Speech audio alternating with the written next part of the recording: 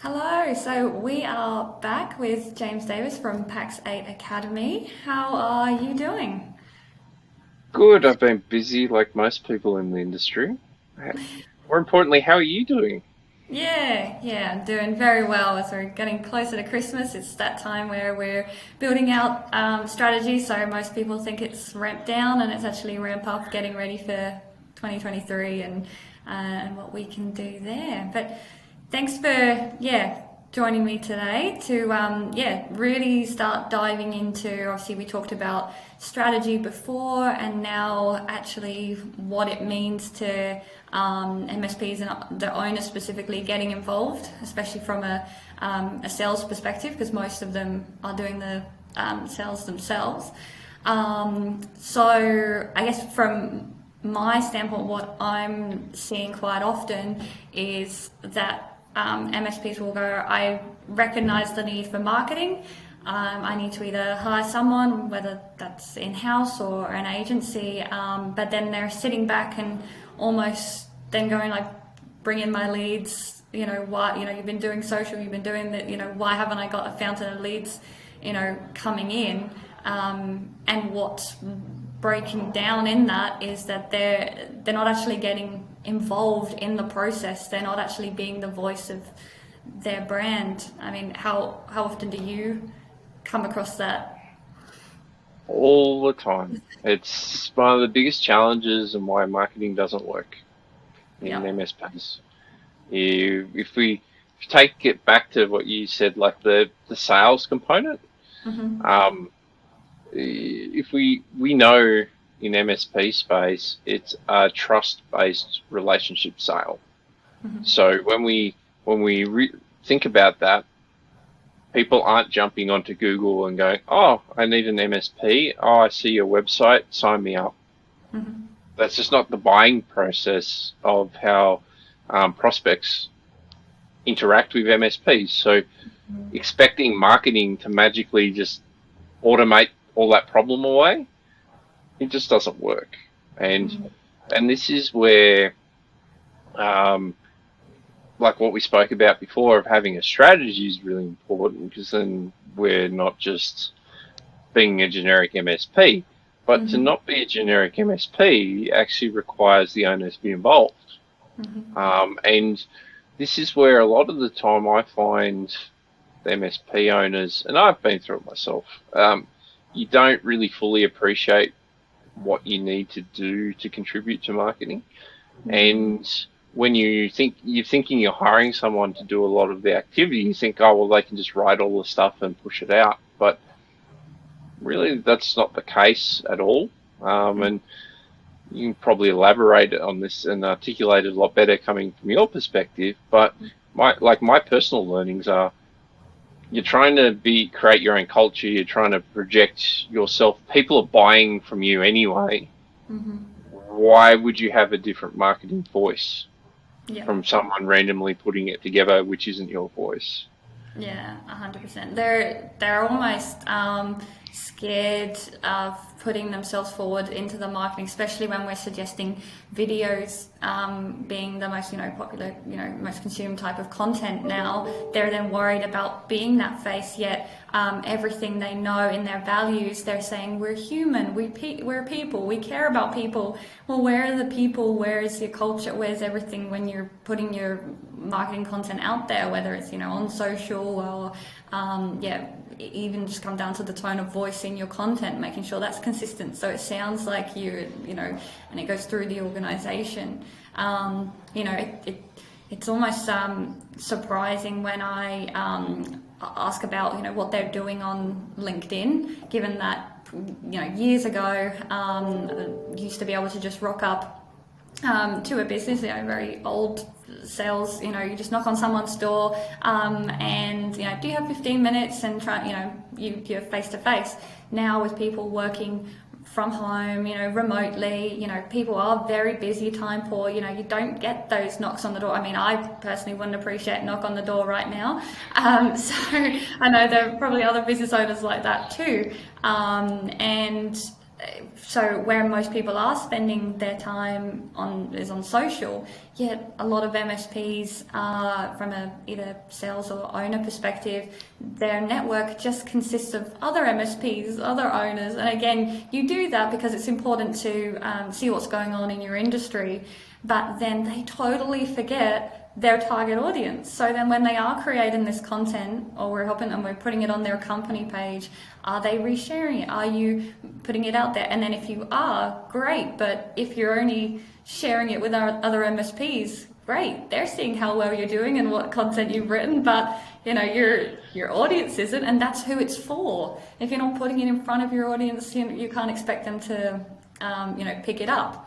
So just talking to the sales team and getting them involved with marketing and being clear on who the target audience is. We've created this piece of content specifically for your audience in this industry. Okay, well, who are your connections? What outreach can be done, whether that's from a marketing or sales perspective, but what can we do to actually get it in front of the right audience? And they know that they'll have to reshare it, but they just are nervous about taking that extra step. And a lot of that's the inbuilt personality of being a technical owner. I'm not technical, so a lot of that, there's like us doing the videos, there's a bit of awkwardness to start off with, but once you start actually doing it, it just becomes second nature. And if you've started your own business, like both of us own businesses, you're the face of it whether you want to be or not at this point. You're the director, you're the shareholder, unless you've got another business partner that's more sales focused, like you're actually the highest level of authority, and people are buying off you in small business relationships. You just think about how you've built your MSP over the years. It's all being because of your personal relationships with people and referral networks, and we're so proud about that. And everyone's got the same challenge around, well, they've actually tapped out their organic referral friends and family circle now. So what you need to do is expand that. And a lot of it's still the same as when you first started. You just have to be more deliberate about it. It's like you said, doing stuff on LinkedIn, spending time going back to industry events again. It's just getting yourself out there. Yeah, and a lot of MSPs aren't doing it. So if you can start doing it now, you'll be ahead of the game. They're all hesitant about doing it. I mean, they're quite keen from what I think, get back into events and being face to face. Everyone loves that, but you've got to be where people are. They're on social when they're on their lunch break in the evening, when they're relaxing. They are consuming it, whether it's subconsciously or not, or they're actively looking for something, or trying to find funny video. They you want them to see your face.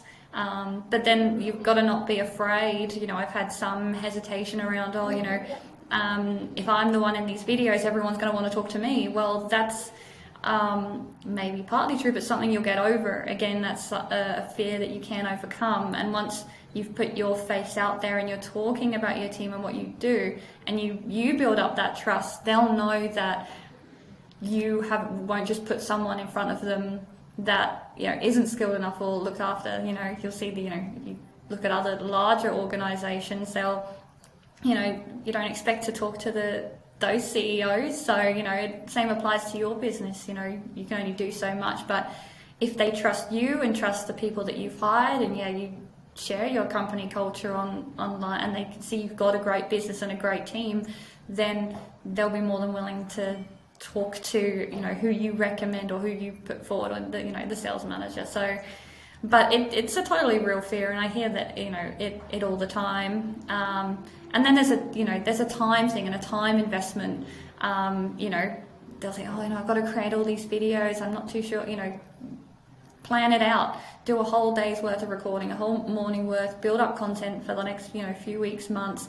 You don't need to be doing one every single week. You can, and until you get into a rhythm and feel comfortable, it's not as hard as it looks or may feel. But I totally get that fear. it's I've touched on the fear of, oh, everyone wants to talk to me as a, small business owner. Same thing. Uh, we've got to go back to people buying a relationship. So if we're engaging in a managed service provider engagement, think about who the approvers are and what level of responsibility and what job titles they've got.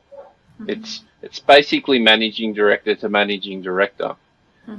So us being the face to that relationship is not a bad thing at all, and having those kinds of people actually want to talk to us is actually a good problem to have, because it's when they don't want to talk to it, that level don't actually want to talk to us, we have trouble selling our services anyway.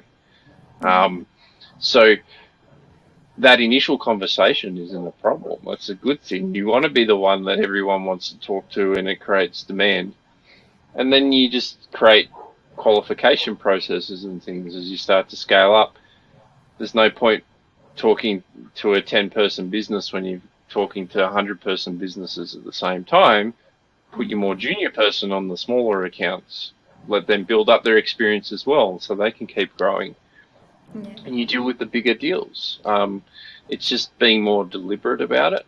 But often I find it's more used as an excuse than anything. A lot of us don't actually want to be the salesperson and the marketing face.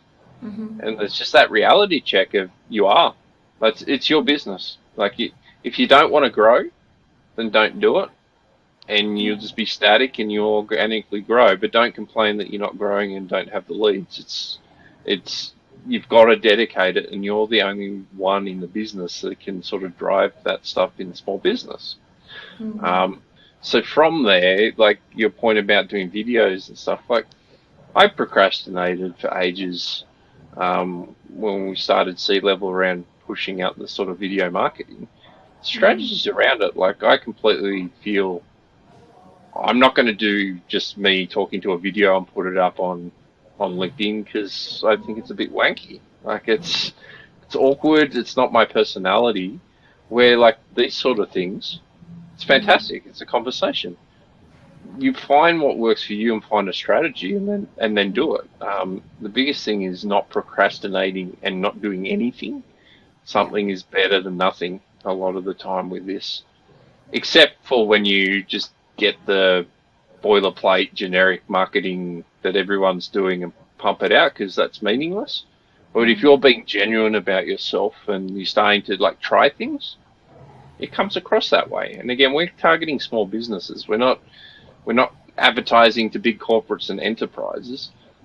They're doing the same things themselves. Yeah. And the key word that you said there was genuine, and building genuine relationships online. So, going back to what I said about, not being connected with your industry, and, connect with, industries that you actually want to work with. You'll have had it, I have it all the time. People will send me a connection request and straight away it's sell. And I liken it to dating. You've just connected with me. You're not going to propose, straight away on the first date.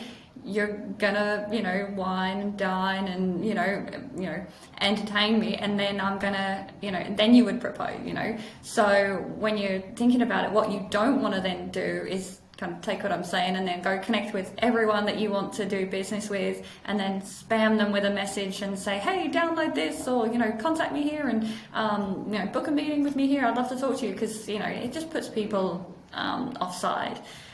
Instead, build, like you would in person, genuine online relationships. So follow them, connect, comment on their posts, engage, take an interest in them, because it'll go into the back of the mind, okay, who's Lauren, commenting on my post, congratulating me on this.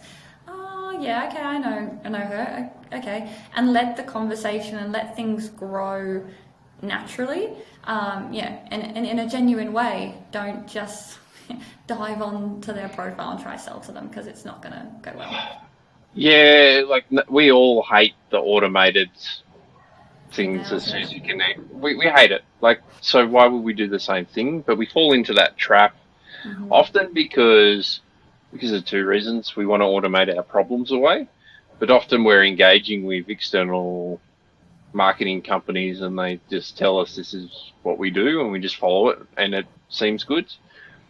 But LinkedIn especially, it is just building connections. I'm surprised at how many people I met when I went and did the roadshow for Pax8 who Mm-hmm. felt like they already knew me and I had no idea who they were. Um, but Yeah. it was already a warm relationship because they'd Mm-hmm. seen me talking, they've heard my stuff. I was amazed at how many people were using the messaging that I'd said, like it's you don't know who's actually watching you and when they're going to come out of the woodwork. They might have an MSP and a big event happens and they're like, no, we need to look for someone else. Well, I've seen Lauren advertising her MSP, and I feel like that might be a good place to go. And Mm-hmm. straight away, it's a warm connection. And as long as you then have a good sales process to Mm-hmm. qualify them and actually convert them, Mm-hmm. it's sort of like the old days of someone else recommended me to you. Mm-hmm. I'll just come on because you sound good and I already sort of trust you and I don't trust anyone else. Yeah. And we've lost that sort of connection. And I think you always hear the word genuine in marketing. I'll be genuine. Mm-hmm. You, you do. Like I get comments from people around like I should be more excited and in this sort of stuff. That's not me. I'm not going to pretend to be like super rah rah, um, happy bubbly person. I'm a structured operations person, and Yeah. maybe some people don't like the way that I approach things, but then I've got lots of other people that come and comment to me after I've done stuff and go, actually, I really like your down to earth approach, and you're always so calm, and Mm-hmm. I resonate with that. And you can't, if you're using personality, you can't appeal to everyone. Yeah. So Yeah. anyway, Exactly. That's what makes people drawn to even simply why people would buy an iPhone if they connect with Apple, if they buy a Samsung and connect with them. People connect with different companies and different values and different people. And when you're looking at the small to medium MSPs, they've got to connect with you, and it's okay. You don't have to win them all. But I am hearing that more and more about MSPs that they do want to find clients that do resonate and do connect with their values. But yeah, you actually first have to share them. And it'd be good, again, if you put those out there, then again, that helps kind of qualify them out. If you are doing these videos and they're seeing, all right, they would know before even submitting an inquiry or anything, they already have a feel for you. So that's one part of the qualification. They feel like they connect with you. You have the same goals and same visions. Okay, you may be the right company. But then, the whole qualifying process, a lot of them don't have lead scoring. I mean, how familiar are you with lead scoring from a marketing perspective? I I know of it, but you're the expert on the call. So what we find is that you'll send out an email campaign, and let's say you get 100 clicks. And traditionally, if you're using some email platforms, you may then suddenly go, all right, okay, I'm going to call all these 100 people. Well, especially if you're the business owner, my God, 100 phone calls. How much time would you waste if they are just little stragglers? You want your junior doing that, or you disregard that, and perhaps send them something else. You want to spend your time on the high value items. So, and you may not want to just jump on them. You've sent one email. Again, you're jumping the gun. Using tools like ActiveCampaign, where you send it out, it doesn't just track your email performance from an open and click rate, but you can also apply smarts around scoring to say, okay, well, this person always opens my emails, attribute these scores. Okay, they keep clicking on my cybersecurity content that I'm sharing. Okay, let's bump their score up. And then when a contact reaches a certain score, you know, all right, they're a hot lead. Out of that, you know, email campaign, we know that this person's really engaged. I need to call them right now, you know, and they're of this size. But there's just not that smarts happening. But it's, you know, it's interesting. And again, it's my field. I'm aware of this, just like MSPs are aware of all of the automations and what businesses can do in that sense. But, you know, they're preaching to their clients about automating and integrating processes. Your marketing must integrate with your sales process, and you must have these smarts to be able to, you know, cut through the rubbish and make some smart decisions, use your time, you know, effectively, and contact the right people, and also start the right conversations. Yes, yeah, did they accidentally click on that article when they got your email? Oh no, they click on it quite regularly. You know, what are they engaged with? What are they doing on the website? They clicked on that, and this is how they behaved and performed. You know, so then you can when you do breach that conversation, you know what they're kind of interested in looking at, and, you know, again, provide a more tailored experience. Your audience want to feel understood. So there's, a huge component is integrating your marketing with sales.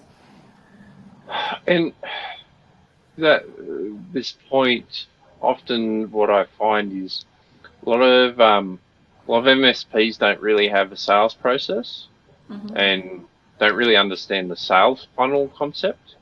So when I've exposed people to the marketing funnel concept of you've got a marketing funnel, then you've got a sales funnel, it's very, very foreign. It makes sense when you start seeing it and start doing it, but this integration is, like you said, super important. And that being able to automate it's fantastic and score it. But knowing that there's things that happen before a prospect even contacts you sets that journey off, because that sales qualification side, often we're so excited about getting a lead because we're not getting that many. We think it's pretty much in the bag, and we don't actually control the sales cycle either through that, and don't understand how much of a journey it is. And if we're starting from cold, which often it is, because most MSPs with their online, if someone reaches out because they spotted it on Google, it's often not a good lead, because they're basically knocking on the door of multiple MSPs and price checking, because that's all they can do. Where if they've contacted you because they've seen you in an event, they know XYZ, you're starting at a different point because they already trust you. So being aware of that sort of end-to-end flow, that it does flow from marketing through to sales right onto when you start to onboard them, it's a longer journey and it's a longer process than what you're probably appreciating. But once you do, you can find where the breakdowns are at that point then. Yeah, I don't know about you, but do you ever find that they'll confuse the marketing qualified leads with sales qualified leads? Yes. Yeah, it's they're totally different, and that's what the whole funnel is. You know, you'll have, that you'll go out to that bigger audience, and it'll get smaller and smaller and smaller. And a marketing lead is very different to a sales qualified lead. And you would, from a measurement standpoint, again, they've hired someone, they're an agency or in-house, and they'll go, all right, I've got all this budget, why haven't I got marketing qualified leads at, month 1, month 2, and that is totally possible. Not saying it's not, but being realistic, you measure the brand awareness, you measure engagement, and you measure marketing qualified leads, on a more frequent basis. You do that monthly, but you've got to, get your foundations right, and that's a whole other thing. But then your sales qualified leads, given how long the sales cycle is, and we'll go into that in a second, those are typically in my land measured on a quarterly basis, because you start talking to someone again, you're building that awareness, they're likely in an agreement already with another MSP. They're holding out to the end of the contract, or they're looking around, or you're just getting in front of them, or they've got to build up their trust. It's the whole business is IT. It's not just an app that you go on, put your credit card into. Oh, if it doesn't work out in a month or end of my free trial, I'll just cancel. There's a lot more convincing and trust building and other commitments to consider. So measuring the sales qualified leads on a monthly basis, just puts everything down, and it's the wrong way of looking at it. But making sure you've got people coming into the funnel, 100%, making sure you are going out to this wider audience, making sure you are getting visibility and you're retargeting from there and winding it down to a point that they become a qualified lead, then that's where you need to focus and not get so tied up in, why haven't I closed the sale? It's, I've been doing marketing for a couple of months. Well, that whole point of the closing time, I can talk from anecdotal experience in years of doing this. Just at the moment, it depends where you are. Mm-hmm. If you're in a more regional area, sales cycles are always much longer than in the metro. Mm-hmm. And typically, when I say this, the regional ones will just go, oh yeah, it's going to be at least 12 to 18 months from the first contact till you close the deal, Mm-hmm. if not longer. Mm-hmm.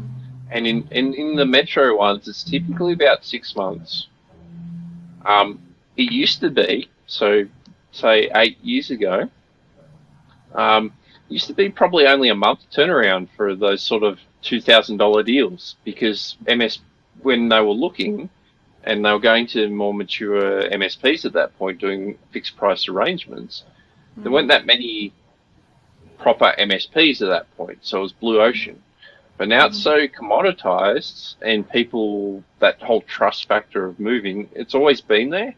Mm-hmm. But it's a lot easier for someone to go, I don't want to be time and materials anymore. I want to go to fixed price. You don't do it, so I'm going somewhere else. And as soon as someone gives me a price that I think is reasonable, just make it happen. But now people are locked into that.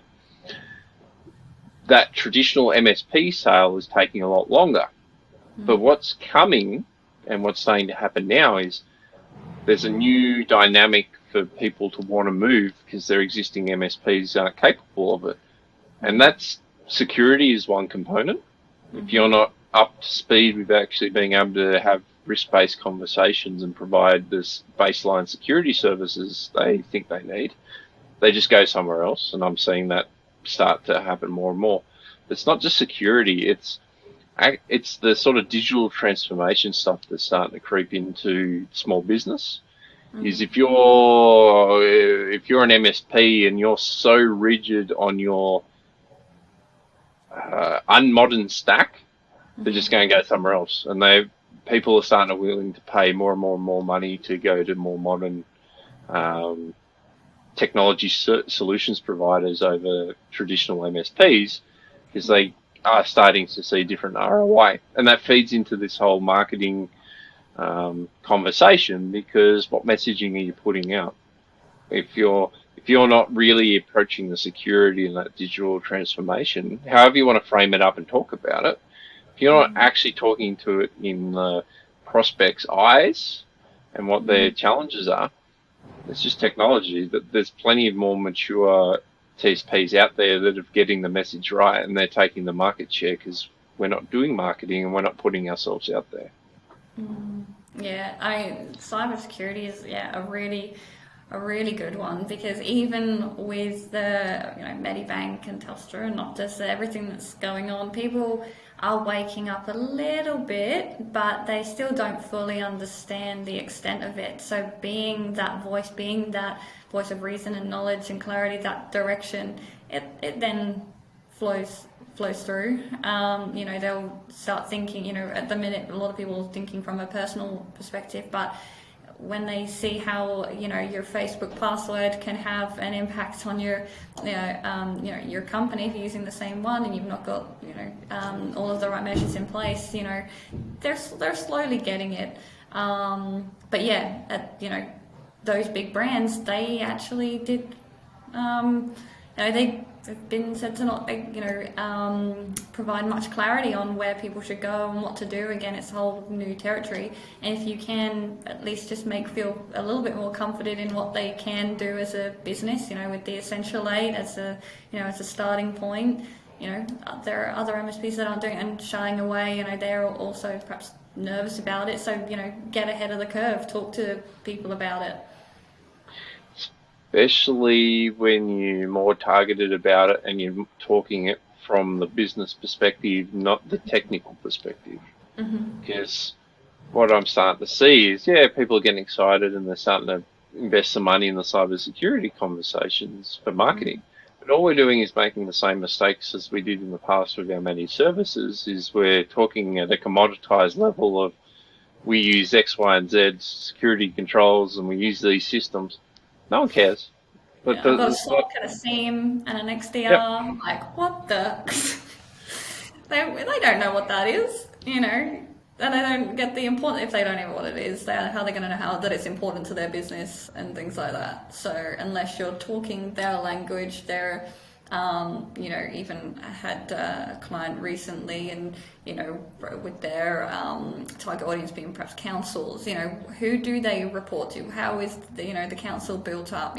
Or accounting, who's responsible within that business? Is there a specific person or role or board, or who are we really talking to? Who is the one that needs to take this seriously, and we need to put this information in front of?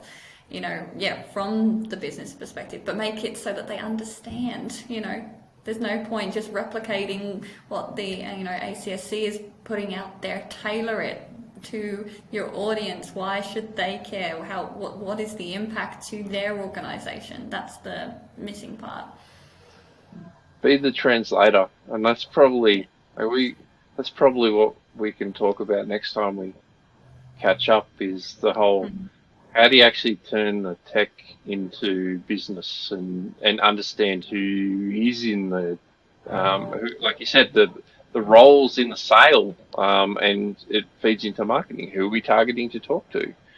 Who are we influencing so they're better champions? Like all of that kind of stuff. Yeah. That's the next level. But really, you just got to get yourself out there and talk. Put a face to it. Don't hide behind a generic website and think that's good enough. Yeah. Put your spin on it. And this security space is a really good example. Like you said, SOC and SIEM. Everyone just talks about SOC and SIEM. It means nothing.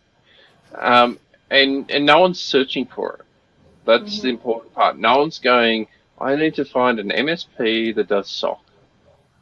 They're looking for someone that they feel, like you said, they can trust, and sounds like they know what they're talking about because they're talking to them in language they can understand. So that translation piece, there's a whole, going back to the LinkedIn strategy, there's a whole strategy of just getting on and explaining this sort of stuff on a video. Like when things come up, do like 5-10 minute video of, this is what happened at Medibank, this is what could happen in your accounting business. It's not the same, but this is what you should be looking at, and that's what that longer term education that feeds into these marketing qualified leads.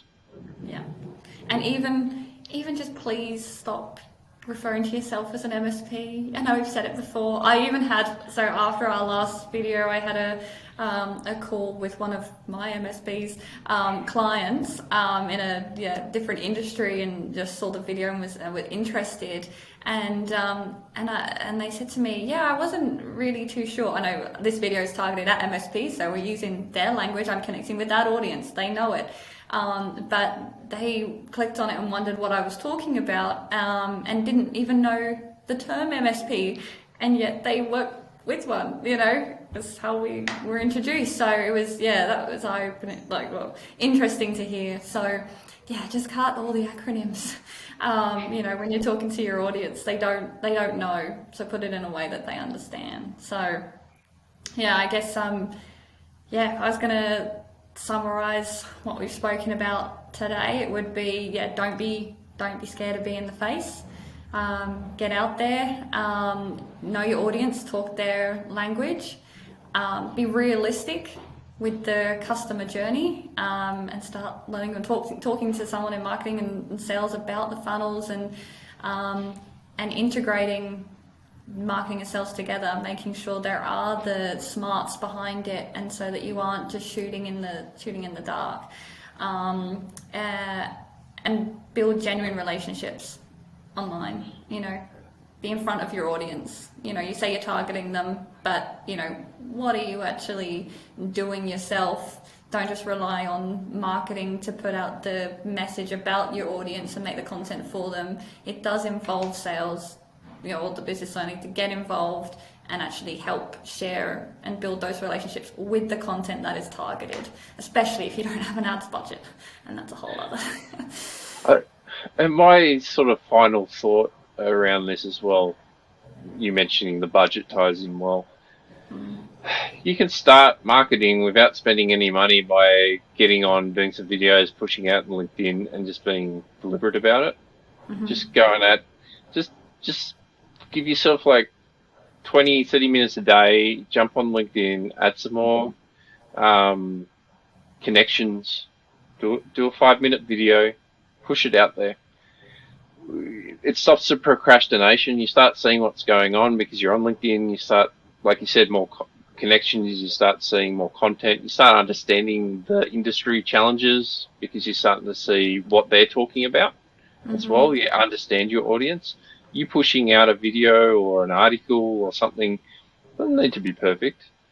You probably won't get that many people looking at it in the first place, but you start to refine it and get better and better. You're not going to be able to do it if you don't practice it. Yeah.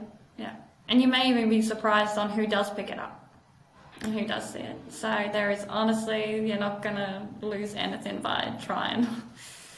No. Cool. Well, great session as always. Been really interesting to talk about this, and I know we'll have another session again soon. Thanks for having me.